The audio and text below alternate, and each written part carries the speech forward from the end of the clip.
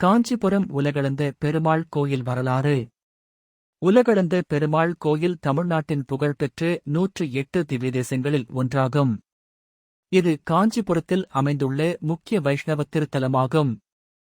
இந்த ஆலயத்தின் பிரதான மூர்த்தியான பெருமாள் திரிவிக்ரம அவதாரத்தில் உள்ளார்.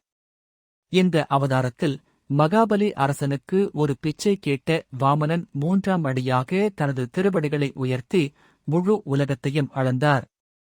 இதனால் பெருமாளுக்கு உலகளந்த பெருமாள் என்று பெயர் ஏற்பட்டது. வரலாற்று முக்கியத்துவம். இக்கோயில் பல்லவ, சோழ, பாண்டிய மற்றும் விஜயநகர சாம்ராஜ்யங்களின் ஆதரவுடன் விரிவடைந்தது.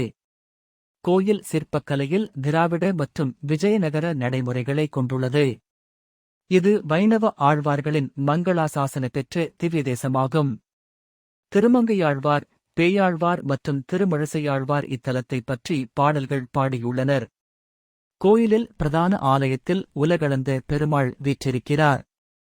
அருகில் அதிசயவரதர், அகதசாயன் பெருமாள், நரசிம்மர் ஆகிய சிறப்பு சன்னதிகளும் உள்ளன. இக்கோயில் சமய புராணங்களிலும் ஸ்தல புராணங்களிலும் குறிப்பிடப்பட்டுள்ளது. பெருமாளின் தோற்றம். பெருமாள் இந்த திருக்கோயிலில் திரிவிக்ரமன் வடிவில் ஒரு காலினால் பூமியை அழுத்தி மற்றொரு காலினால் ஆகாயத்தை தொட்டு உயர்ந்த நிலையில் காணப்படுகிறார். இவரது திருக்கோலத்தை காணும் பக்தர்களுக்கு அனைத்து பாவங்களும் நீங்கும் என நம்பப்படுகிற.